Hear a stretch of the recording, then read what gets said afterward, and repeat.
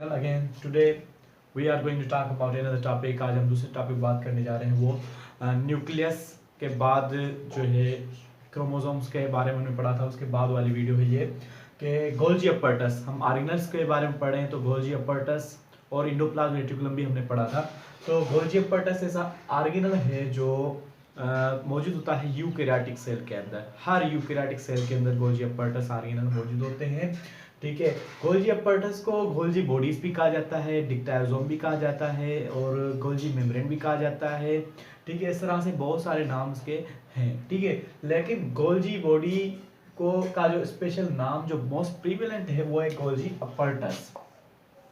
ठीक है, गोल्जी अपरटस, तभी मैंने टॉपिक भी गोल्जी अपरटस दिया है। ठीक है, इसको डिस्कवर किया था कैमिलियो गोल्जी ने 1898 में। ये जब स्टडी कर रहे थे नर्व सेल्स के बारे में, परकिंस सेल्स ब्रेन के होते हैं, उनको स्टडी कर रहा था तो उनको ये डिफरेंट टाइप के ऑर्गेनल्स मिले, नेट की तरह मिले, तभी इनका नाम है गोल्जी अपरटस बनाया गया है। ठीक है, रखा गया नाम इसका। ठीक है, तो कैमिलियो गोल्जी ने डिस्कवर किया था इसको, मींस उसने ऑब्जर्व किया था पहले इसको गोल्जी अपरटस को। ये ऐसे ऑर्गेनल्स हैं, ठीक है, कि इंडोप्लाज्मिक रेटिकुलम की तरह है। इंडोप्लाज्मिक रेटिकुलम हमने पढ़ा था कि वो इरेगुलर शेप की जो नेटवर्क लाइक स्ट्रक्चर्स मौजूद होती हैं सेल्स के अंदर। ठीक है, वो दो टाइप्स की होती है, rough endoplasmic reticulum and smooth endoplasmic. ये भी उसी की तरह इंडोप्लाज्मिक रेटिकुलम की तरह ही है, लेकिन इसके अंदर फर्क ये है कि इंडोप्लाज्मिक रेटिकुलम उसमें इसके कोई और जो है इसके फॉर्म्स नहीं है, ये जस्ट एक ही है।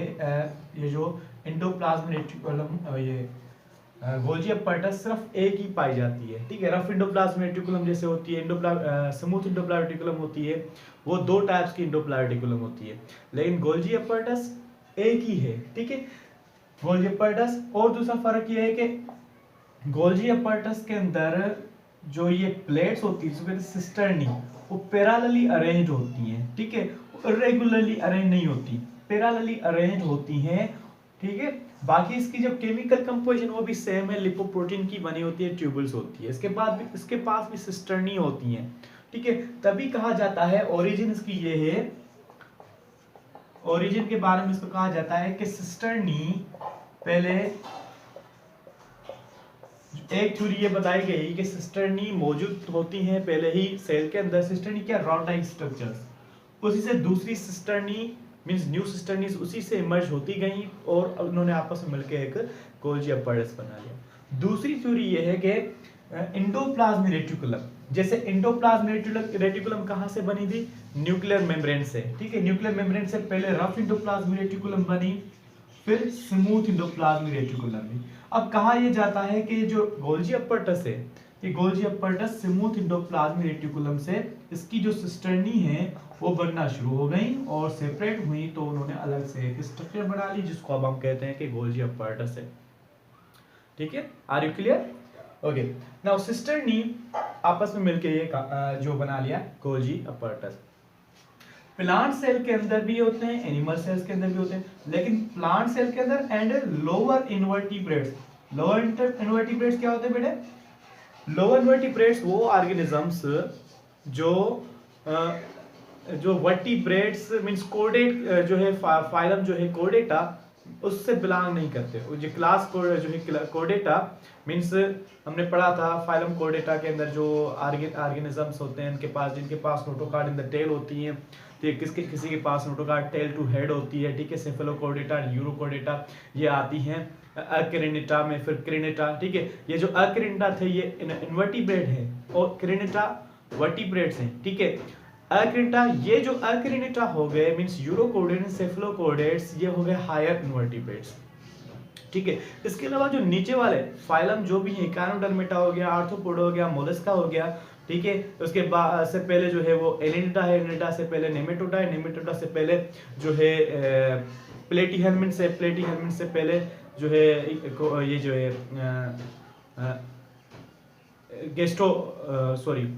नाइडेरिया। ओके, नाइडेरिया से पहले जो है फाइलम पोरीफेरा। ये जो सारे हैं मींस फाइलम पोरीफेरा से लेके और इसके आर्थ्रोपोड तक। ठीक है, मींस इकारोडर्मेट तक, ये जो सारे इन्वर्टिब्रेट्स कहा जाता है, लेकिन इन्वर्टिब्रेट लोअर इन्वर्टिब्रेट्स। उसके बाद इक्वाडोमेट के बाद जो है ये फाइलम कोर्डेटा के अंदर दो जो सब क्लासेस हैं, ठीक है, कौन सी अकेटा यूरोकोर्डेटा, ये दो हैं हायर इन्वर्टिब्रेट्स। मींस ये जो लोअर इन्वर्टिब्रेट्स होते हैं, उन लोअर इन्वर्टिब्रेट्स के अंदर ये उनको इनका नाम दिया गया है डिक्टायोजोम्स। डिक्टायोजोम्स कहा जाता है किसको, प्लांट्स के अंदर, और जो लोअर इन्वर्टिब्रेट्स होते हैं उनके अंदर इसका नाम है इनका नाम है डिक्टायोजोम। बाकी जो हायर प्लांट हायर एनिमल्स होते हैं उनके अंदर इसका नाम है Golgi apparatus. Now what is structure, structure कैसी है कि इसकी सेम स्ट्रक्चर है एंडोप्लाज्म रेटिकुलम की तरह, ये मैंने बताया अभी, ठीक है। अब इसके दो फेजेस होते हैं, ये कहाँ पे पाए जाते हैं, लोकेशन इसकी क्या है, मींस ऑकरेंस कहाँ है। प्लांट सेल के अंदर ये डिस्पर्स हुए होते हैं पूरे सेल के अंदर, कहीं पे भी पाए जाते हैं। ये मोस्टली वन होते हैं, किसी के अंदर एक से ज्यादा भी होते हैं, ठीक है। लेकिन एनिमल सेल के अंदर न्यूक्लियस के करीब होते हैं, एंडोप्लाज्मिक रेटिकुलम के करीब होते हैं, ठीक है। नाउ ये जो है ये जो गोल्जी अपरटस, इसके दो फेसेस होते हैं, ठीक है। एक फेस वो होता है जो एंडोप्लाज्मिक रेटिकुलम के करीब होता है, ठीक है, एंडोप्लाज्मिक रेटिकुलम के करीब होता है, उस फेस को कहा जाता है सिस फेस, ठीक है। और एक जो away from the endoplasmic reticulum means opposite वाला होता है, उसको कहा जाता है ट्रांस फेस, ठीक है। सिस फेस जो है ये कॉन्वेक्स होता है, और प्रोक्सिमल मींस फर्स्ट वाला, शुरू वाला, ठीक है। और ये फॉर्मिंग फेज कहला जाता है, मींस ये कोई चीज बनाता है। कैसे बनाता है, एंडोप्लाज्मिक रेटिकुलम के प्रोडक्ट्स का फंक्शन ही ये है, गोल्जी अपरटस का जो भी सिक्रेशंस होती है एंडोप्लाज्मिक रेटिकुलम की, उसको मॉडिफाई करता है, शिपिंग करता है, शिपिंग करवाने का काम करता है। ये उन सेल्स के अंदर ज्यादा होते हैं, गोल्जी बॉडीज मींस गोल्जी अपरटस उन सेल्स के अंदर ज्यादा होती हैं जो ग्लैंड्स मींस सिक्रेशन का काम करती है, जैसे कि ग्लैंडुलर से म्यूकस प्रोड्यूसिंग सेल्स हो गए, जाइमोजिन सेल्स हो गए, जाइमोजिन प्रोड्यूस में मींस कोई भी एंजाइम प्रोड्यूस करने वाले हो गए।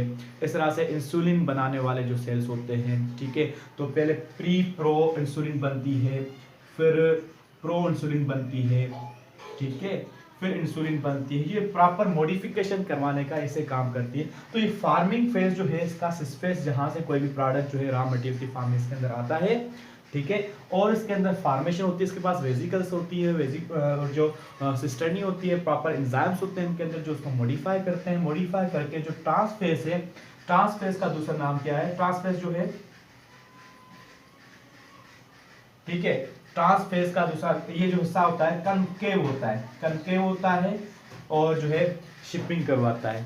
सो this is all about the Golgi apparatus, just view about this, ठीक है। अभी और जो ज्यादा मैं इसके बारे में दूसरे लेक्चर में बताऊंगा, क्योंकि बहुत वीडियो बड़ी हो गई है। जिसने जो चैनल मेरा सब्सक्राइब नहीं किया तो सब्सक्राइब कर ले, ताकि उसको भी बहुत सारी वीडियोस और भी मिलती जाएगी। And this whole about the Golgi apparatus, ठीक है। ये सारी कैमिलो गोल्जी ने डिस्कवर किया था, एंडोप्लाज्मिक रेटिकुलम से ही इमर्ज हुई हैं अकॉर्डिंग टू थ्योरीज, ठीक है। और इसका काम क्या है कि शिपिंग करना, इसको कभी पोस्टमैन ऑफ द सेल भी कहा जाता है, क्योंकि ये जो है शिपिंग करवाती हैं, ठीक है। इस तरह से ये जर्नल इसकी समरी है। शुक्रिया।